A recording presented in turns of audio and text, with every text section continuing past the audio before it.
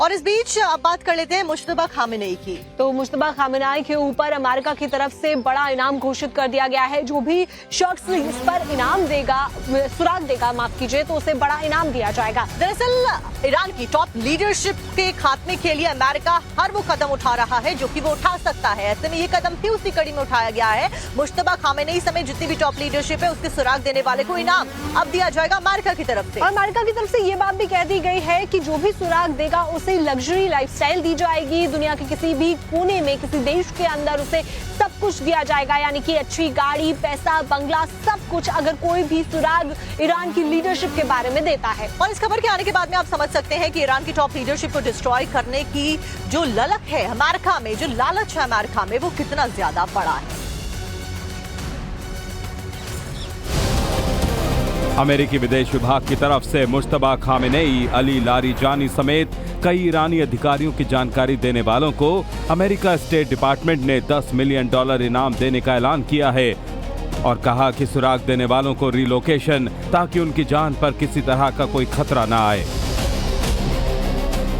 इस बीच अमेरिकी रक्षा मंत्रालय की तरफ से भी मुश्तबा खामेनेई के घायल होने की बात कही गई है और एक अंडरग्राउंड शेल्टर में छिपे होने का दावा किया गया है। And likely disfigured.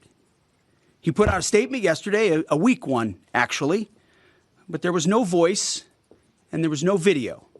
It was a written statement. He called for unity. Apparently killing tens of thousands of protesters is his kind of unity. Iran has plenty of cameras and plenty of voice recorders. Why a written statement? I think you know why. His father, dead. He's scared, he's injured, he's on the run, and he lacks legitimacy. It's a mess for them. Who's in charge? Iran may not even. इससे पहले British media ने Iran के नए supreme leader के घायल होने का दावा किया था।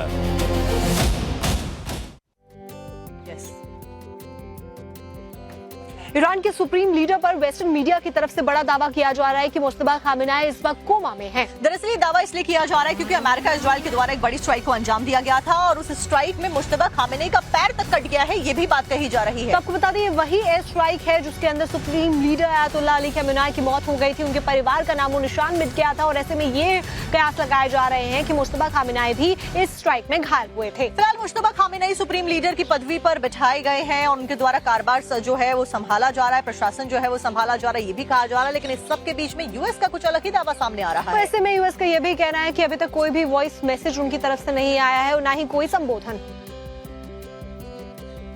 और इस पूरे मिडिल ईस्ट में छिड़े जंग के बीच में भारत की कूटनीतिक जीत को लेकर एक खबर है। स्ट्रेट ऑफ हॉर्मुज़ से भारतीय जहाजों को निकलने की अनुमति है। तो ईरान की तरफ से कहा गया है कि भारत हमारा दोस्त है और ऐसे में अगर भारतीय तिरंगे के साथ में जो जहाज निकलेंगे तो उन मालवाहक जहाजों को स्ट्रेट ऑफ हॉर्मुज़ से गुजरने दिया जाएगा। लेकिन आने वाले समय में देखना महत्वपूर्ण ये होगा कि क्या वाकई में ईरान स्ट्रेट ऑफ हॉर्मुज़ से जितने भी भारतीय जहाज फंसे हुए हैं उनको निकलने देता है, क्योंकि भारत की भी निर्भरता स्ट्रेट ऑफ हॉर्मुज़ में बड़ी तादाद में है।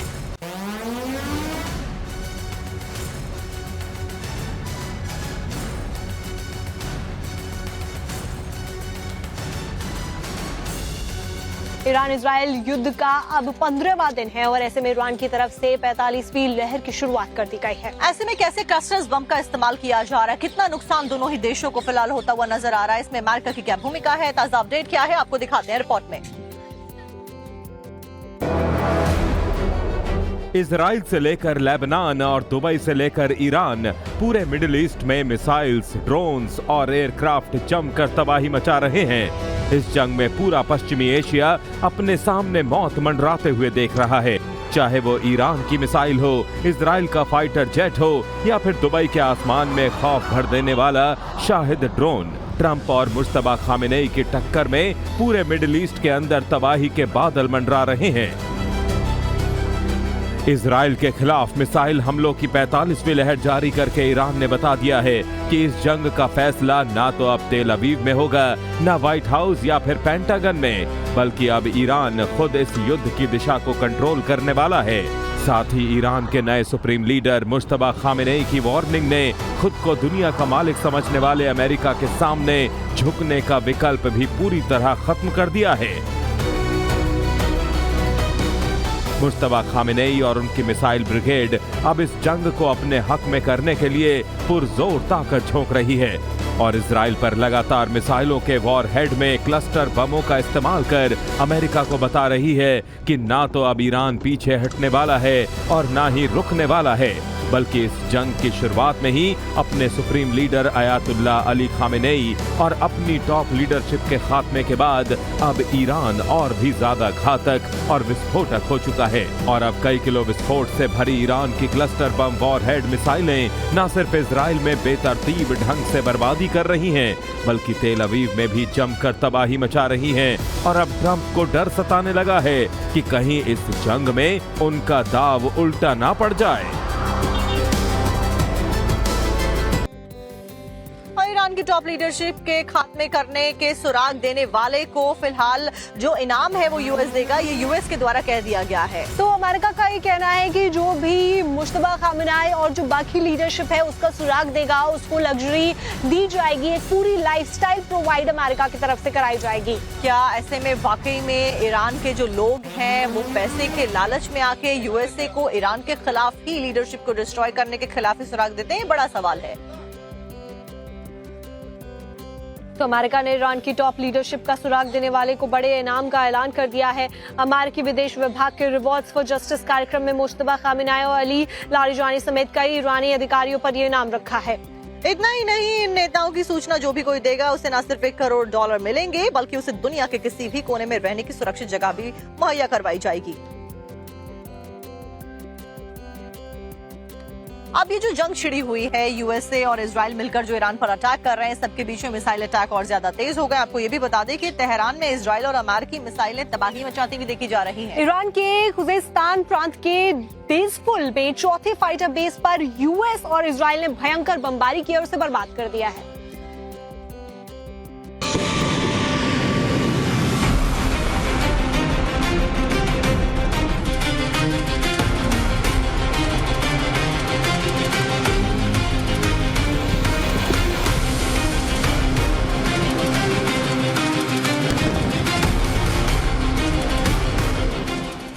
जो जंग ईरान के खिलाफ अमेरिका और इजराइल के जॉइंट हमले से शुरू हुई, जिस जंग की शुरुआत में ही ईरान के सुप्रीम लीडर अयातुल्लाह खामेनेई समेत उसकी सुप्रीम लीडरशिप का खात्मा हुआ, अब उस जंग की चिंगारी पूरे मिडिल ईस्ट में आग की तरह फैल चुकी है।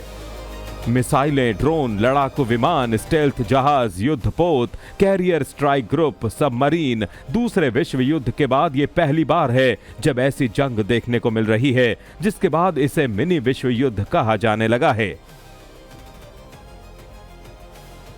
मिडिल ईस्ट में छिड़े इस महायुद्ध के 14 दिन गुजर चुके हैं और अमेरिका और इजराइल हदों को लांघकर इस युद्ध को भयंकर पड़ाव तक ले जा चुके हैं। और ऐसा नहीं है कि ईरान खामोश है, समंदर से लेकर आसमान तक ईरान भी जबरदस्त तबाही मचा रहा है और इजराइल को निशाना बना रहा है। ओमान से लेकर कुवैत तक ईरान की मिसाइलें समंदर से गुजरने वाले टैंकर्स को टारगेट कर रही हैं। ईरान ने चेतावनी दी है कि स्ट्रेट ऑफ होर्मुज़ के रास्ते एक भी बूंद कच्चा तेल उसकी हदों को लांघ नहीं पाएगा और जो भी ऐसी हिमाकत करेगा उसे आग के हवाले कर दिया जाएगा। और इस धमकी के बाद स्ट्रेट ऑफ होर्मुज़ के रास्ते वैश्विक शिपिंग पूरी तरह ठप हो चुकी है। उधर ईरान के विस्फोटक रवैये के बाद अमेरिका और इजराइल ने भी हमले तेज कर दिए हैं और तेहरान में इजराइल और अमेरिकी मिसाइलें तबाही मचा रही हैं। ईरान के खुजेस्तान प्रांत के देजफुल में चौथे फाइटर बेस पर यूएस और इजराइल ने भयंकर बमबारी कर उसे तबाह कर दिया।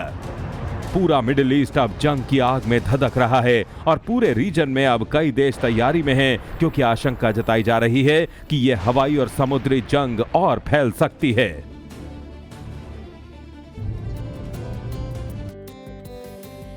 तो आपको बता दें, ईरान इजराइल युद्ध से जुड़ी हुई बड़ी ब्रेकिंग, भयंकर जंग के बीच में अमेरिका बैकफुट पर आता हुआ नजर आ रहा है। दरअसल अमेरिका ने अब रशिया के ऊपर जो पाबंदियां लगाई हुई थी, दुनिया के ऊपर जो पाबंदी थी रशिया से ऑयल ना खरीदने की, उस पाबंदी को हटा दिया है। और ऐसे में अब अमेरिका की तरफ से अपील की जा रही है कि रशिया से तेल खरीदा जाए, क्योंकि जिस तरीके से मिडिल ईस्ट में तनावपूर्ण हालात बने हुए हैं। और जैसे ही इस जंग का आगाज होता, आपको याद होगा कि अमेरिका ने 30 दिन का वेवर भारत को भी सबसे पहले दिया था कि भारत भी अब रशिया से तेल खरीद सकता है। तो ऐसे में अब क्रूड ऑयल खरीदने की अपील कर रहा है कि दुनिया अब रूस से क्रूड ऑयल खरीदे। एक तरफ यूक्रेन की जंग को स्पॉन्सर अमेरिका बैकफुट पर रहकर प्रॉक्सी वॉर लड़ रहा था रशिया के खिलाफ, और अब उसी रशिया से तेल खरीदने की बात भी कही जा रही है। और अगली खबर आपको बता देते हैं ईरान इजराइल जंग से जुड़ी हुई, जिसमें अमेरिकी राष्ट्रपति डोनाल्ड ट्रंप ने फिर से जीत का बड़ा दावा इसके ऊपर किया है। और उनकी तरफ से कहा गया है कि जंग के मैदान पर सब कुछ हमारे कंट्रोल में है, युद्ध में हम एक तरफा आगे बढ़ रहे हैं, और डोनाल्ड ट्रंप ये दावा लगातार करते आ रहे हैं। और यही कारण है कि अभी भी जितनी भी बची कुछ लीडरशिप है उसको डिस्ट्रक्शन को लेकर उसके लगातार अलग अलग जो कदम है यूएसए के द्वारा वो उठाए जा रहे हैं। In Iran is going very well. A lot of big hits today, a lot of big wins today, as you probably have heard militarily. And I think it's going very well and very good control. We'll see what's happening with the Straits. They continue to try and sabotage their own country in the Middle East, but it's been very, very strong militarily. Of dominance that nobody's ever seen before. And whether or not they're able to say the words or whether or not they're able to even fight. Their Navy is gone, their Air Force is gone, most of their military is gone, their big threat is gone in every way. But they have no radar, they have no anti-aircraft weapons, for the most part weapons, and for indefinitely they have no way of determining what they call visibility. So just about everything is gone, and you'll see that. But today we've had some very, very big hits, very powerful hits. US Israel Iran युद्ध के अंदर अब Yemen की entry हो गई है। Yemen भी अब युद्ध के अंदर कूद गया है। हमले को लेकर कोऑर्डिनेट कर रहे हैं, ये बात यमन के द्वारा कही गई है। सैन्य रूप से ईरान के साथ में खड़े होने का बड़ा फैसला अब यमन ने ले लिया है। तो ऐसे में बीते काफी समय से कहा जा रहा था कि यमन ईरान को सपोर्ट तो करता आ रहा है, लेकिन युद्ध के फ्रंट में वो आगे नहीं आया है। और इस बीच ये बड़ी खबर, यमन भी युद्ध के मैदान में कूद गया है। और अब ईरान के समर्थन में यमन के द्वारा भी कदम उठाए जाएंगे, यानी कि अमेरिका और इजराइल को बड़े स्तर पर टारगेट करने की पूरी तैयारी अब ईरान के साथ साथ यमन ने भी कर ली है।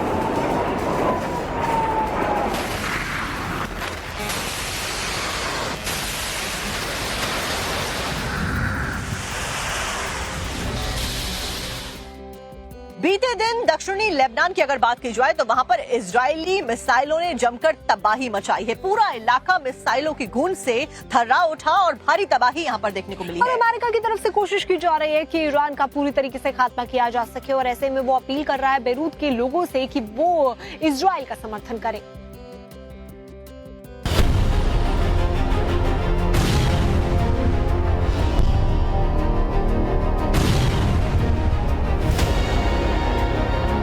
हर गुजरते दिन के साथ मिडिल ईस्ट में छिड़ी तबाही की जंग और भी भयानक होती जा रही है। और अब इस युद्ध के 15वें दिन जहां एक तरफ ईरान झुकने को तैयार नहीं है, तो वहीं दूसरी तरफ नेतन्याहू और ट्रंप ने ईरान को हराने के लिए एड़ी चोटी का दम लगा दिया है। दरअसल इजरायली कमांड सेंटर ने अब एक अल्फा फुटेज जारी किया है, और इस फुटेज में दावा किया गया है कि उसने लेबनान में हिजबुल्लाह के एक मिसाइल लॉन्चर को पूरी तरह से तबाह कर दिया है। 15 दिनों से जारी इस जंग में इजराइल लगातार हिजबुल्लाह के ठिकानों पर बम बरसा रहा है, और अब तक करीब 500 से ज्यादा ठिकानों को टारगेट कर चुका है।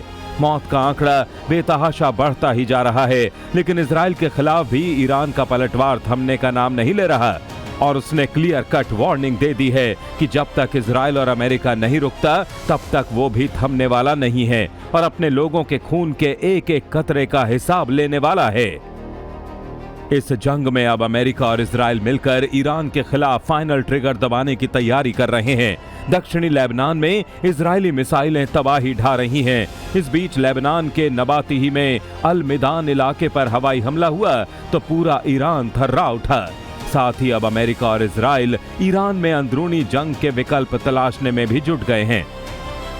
लेबनानी मीडिया रिपोर्ट की माने तो इजरायली एयरफोर्स ने बेरूत में एयरक्राफ्ट के जरिए पर्चे गिराए हैं, जिनके जरिए आम लोगों से हिजबुल्लाह के खिलाफ कार्रवाई करने की अपील की गई है। अब तक की जंग में तो ईरान को झुकाने के लिए ट्रंप और नेतन्याहू के सारे हथकंडे बेकार साबित हुए हैं। उधर अमेरिका और इजराइल ईरान पर बम बरसाते हैं, तो इधर मुश्तबा खामेनेई और उनके लड़ाके इजराइल में मिसाइलें दागकर हर हमले का हिसाब चुकता कर देते हैं। और फिलहाल इस महायुद्ध पर विराम लगता तो कतई नजर नहीं आ रहा, क्योंकि ना तो अमेरिका और ना ही इजराइल पीछे हटने को तैयार है, और ना ही ईरान घुटने टेकने वाला है।